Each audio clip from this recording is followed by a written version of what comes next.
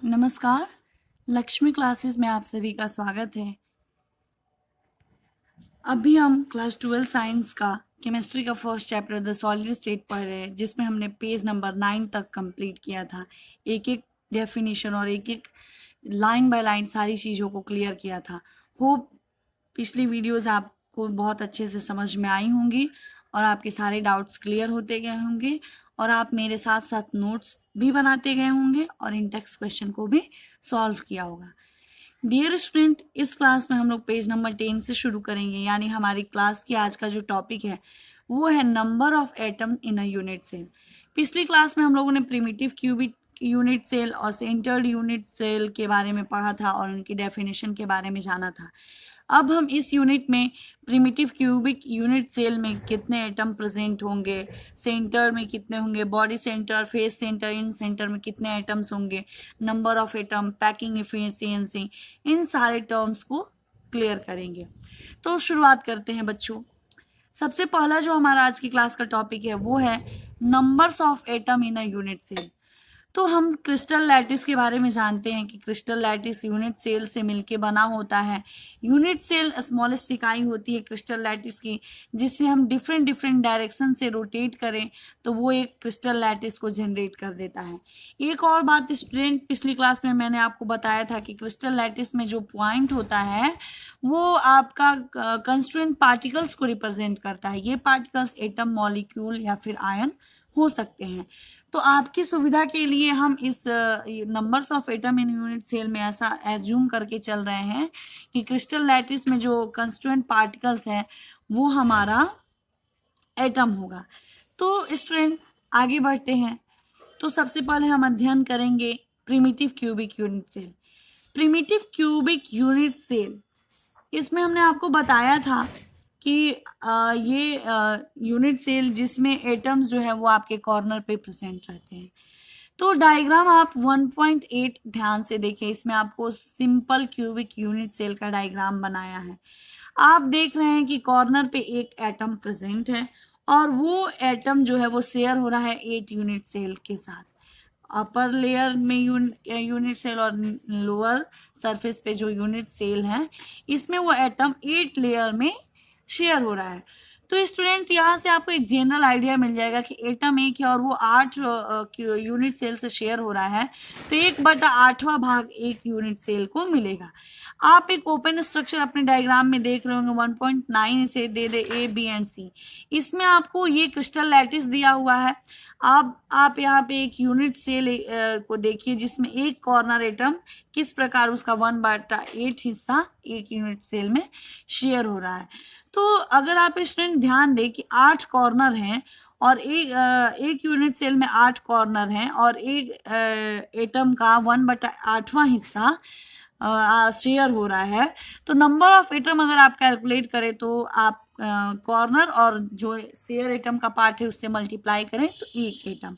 यानी इस तरीके से स्टूडेंट आपको ये पता लग गया कि ये जो प्रिमिटिव क्यूबिक यूनिट सेल है इसमें टोटल नंबर ऑफ एटम कितने हुए, एक। इसी तरीके से स्टूडेंट आप इस पूरे चीज को पढ़ेंगे तो काफी अच्छे से समझ पाएंगे।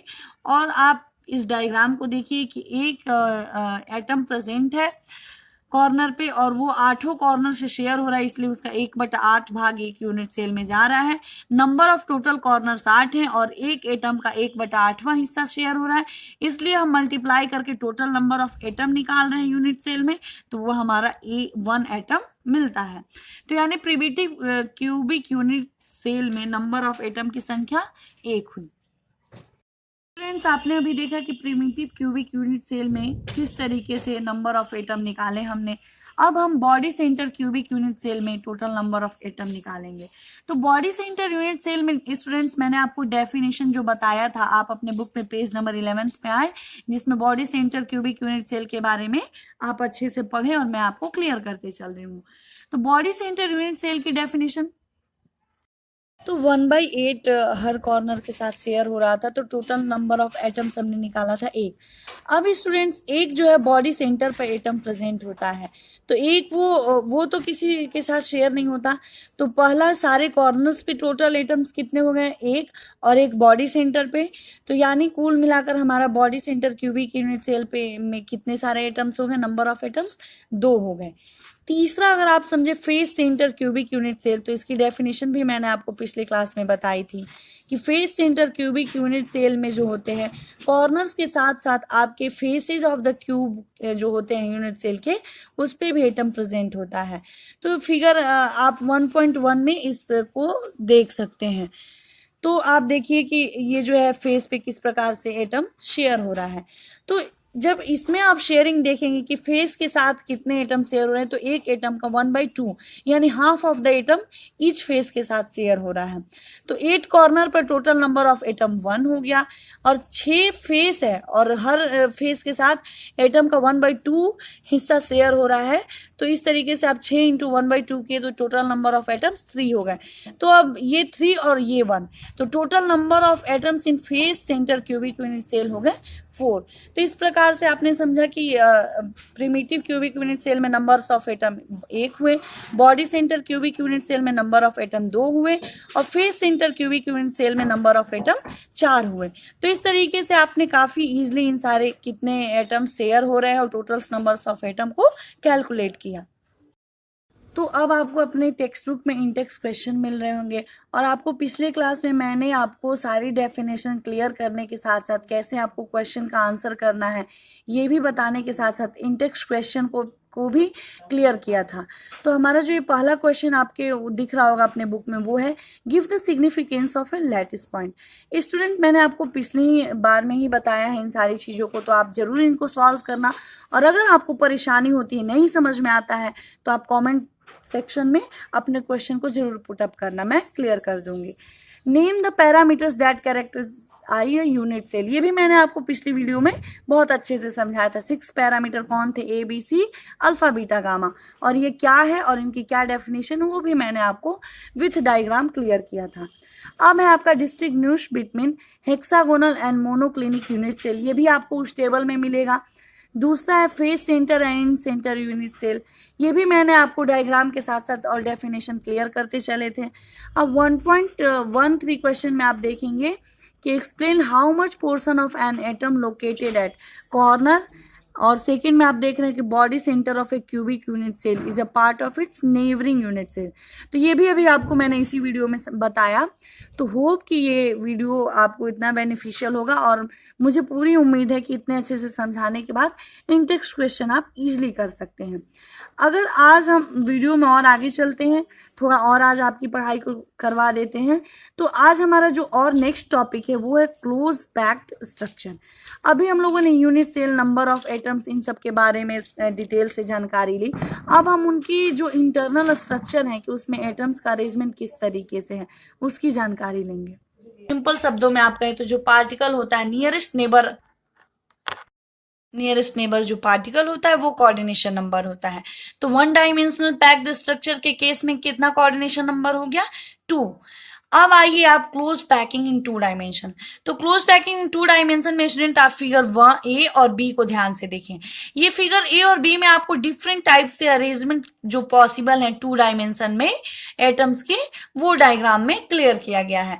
तो एक में आप देखेंगे कि स्क्वायर नुमा स्ट्रक्चर बन रहा है और एक में हेक्सागोनल बन रहा है। तो स्टूडेंट्स, अगर आप समझे 2 डायमेंशन क्लोज पैकिंग, तो इसे 2 तरीके से हम अरेंज कर सकते हैं। एक कंटिन्यूअस रो के नीचे एटम्स को अरेंज करें, या फिर थोड़ा सा इस तरीके से डिफरेंट वे में अरेंजमेंट किया जा सकता है। तो जो फिगर ए है उसके लिए नंबर ऑफ कोऑर्डिनेशन वो अलग होगा और बी के लिए नंबर ऑफ कोऑर्डिनेशन अलग होगा। तो स्टूडेंट, ये जो ए फिगर है उसे समझने का प्रयास करते हैं। तो इसके लिए आप अपने बुक में देखें कि ये जो रो है उसमें नंबर ऑफ एटम्स जो है एक दूसरे के नीचे एक सीक्वेंस को फॉलो कर रहे हैं, और वो एक ही टाइप के एटम है, दैट इज ए। और जो बी फिगर है उसमें ए बी ए इस तरीके से डिफरेंट एटम अरेंज किए गए हैं अलग अलग रो तरीकों से। तो इसमें आपका जो कोऑर्डिनेशन नंबर आपको दिख रहा है, एक एटम कितने एटम से कांटेक्ट में, 1 2 3 4, यानी ये सेंट्रल एटम या कोई भी एटम आप लें, इस एटम को कंसीडर कीजिए तो 1 2 3 4। और इस यानी कि इसमें जो फिगर ए है, अगर इस तरीके से क्लोज डायमेंशन स्ट्रक्चर है, क्लोज पैकिंग है 2 डायमेंशन में, तो कोऑर्डिनेशन नंबर 2 होगा। और इस केस में आपका स्टूडेंट कोऑर्डिनेशन नंबर आप काउंट करें तो इसमें आपका हेक्सागोनल बना रहा है, यानी कोऑर्डिनेशन नंबर 6 होगा। तो ये दो प्रमुख बातें आपको इसके साथ ध्यान में रखनी होंगी। तो स्टूडेंट्स, जो आपने फिगर ए देखा था 1.14 का, जिसमें ए डायग्राम था, तो उसे आप square close packing in 2 dimension के नाम से जानेंगे, और जो डायग्राम नंबर बी था उसे आप 2 डायमेंशनल हेक्सागोनल क्लोज पैकिंग के नाम से जानेंगे। अब स्टूडेंट सी टॉपिक, सब टॉपिक हमारा सी है क्लोज पैक स्ट्रक्चर के अंदर, वो अब हमने क्लोज पैकिंग इन 1 डायमेंशन और क्लोज पैकिंग इन 2 डायमेंशन देखा। अब स्टूडेंट हम देखेंगे क्लोज पैकिंग इन 3 डायमेंशन। तो इसके लिए आप अपनी टेक्स्ट बुक का फिगर 1.15 को रेफर कीजिए, जिसमें आपका क्लोज पैकिंग स्ट्रक्चर दिखाया है 3 डायमेंशनल में, यानी लेंथ हाइट ब्रेथ तीनों है। और इसमें आप देखिए क्यूबिक बना रहा है क्रिस्टल लैटिस में। तो इस तरीके से स्टूडेंट 3 डायमेंशनल क्लोज पैकिंग को आपको समझना होगा कि ये 3 डायमेंशनल स्ट्रक्चर होते हैं, और ये तभी हम ऑब्टेन कर सकते हैं जब हम 2 डायमेंशनल लेयर को एक दूसरे के ऊपर और अरेंज करते जाएं, यानी उन्हें हम एक हाइट प्रदान कर दें। तो हाइट जो है वो एक्स्ट्रा डायमेंशन ऐड हो जाता है, तो 2 डायमेंशन से वो 3 डायमेंशन में कन्वर्ट हो जाते हैं। 2 डायमेंशन में स्टूडेंट हमने 2 प्रकार के देखे थे क्लोज पैक्ड स्ट्रक्चर, एक था आपका स्क्वायर क्लोज पैक्ड और दूसरा हेक्सागोनल क्लोज पैक्ड स्ट्रक्चर। अब हम देखते हैं कि 3 dimensional closed packing from 2 dimensional square close packed layer. तो जो हम फिगर 1.1 का ए उसको हम अरेंज करते चले तो हमें फिगर 1.5 की तरह अरेंजमेंट मिलेंगे। तो स्टूडेंट्स, इसमें हमने एक ही प्रकार का रोल लिया है फर्स्ट लेयर में, दैट इज ए एटम्स को, मॉलिक्यूल्स या फिर पार्टिकल्स कहिए, उसे अरेंज करते गए हैं। तो हमें ये सिंपल क्यूबिक लैटिस इस डायग्राम में मिलता है। अब आप स्टूडेंट अगली रेफर करें 3 डायमेंशनल क्लोज पैकिंग में, तो आपको नया स्ट्रक्चर जो थोड़ा चेंज करके मिलेगा वो 3 dimensional close packing from 2 dimensional hexagonal close packed layer, यानी 2 डायमेंशनल के उन दोनों को हम डिफरेंट से अरेंज करते चलेंगे तो हमें जो 3 डायमेंशनल क्लोज पैकिंग मिलेगा, एक आपको स्क्वायर के केस में मिलेगा स्क्वायर क्लोज पैकिंग वाला, और दूसरा 3 डायमेंशनल हेक्सागोनल क्लोज पैकिंग मिलेगा। तो स्टूडेंट, इस तरीके से आपने close packed structure 1 dimension 2 dimension 3 dimension तक पढ़ा, और होप आपको ये बहुत अच्छे से क्लियर हुआ होगा। फिर भी अगर आपको कोई डाउट है तो आप अपने क्वेश्चन को पुटअप ज़रूर करें, और आपको ये क्लास कैसा लगा तो ये मेरे साथ ज़रूर शेयर करें। अगली वीडियो में स्टूडेंट हम packing efficiency, formula of A compound and number of void field, void क्या होते हैं, टेट्राहेड्रल वॉइड्स क्या होती हैं, इन सब के डेफिनेशन पढ़ेंगे।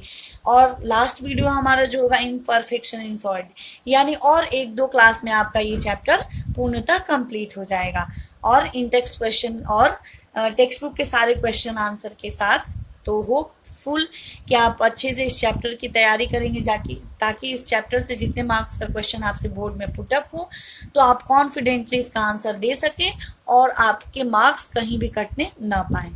तो हमारे चैनल को आप लाइक, शेयर और सब्सक्राइब जरूर करें ताकि आपको नेक्स्ट वीडियो के अपडेट्स मिलते रहें। और आपको ये हमारी क्लास कैसी लगी इसके बारे में आप हमें ज़रूर बताते रहिएगा। धन्यवाद।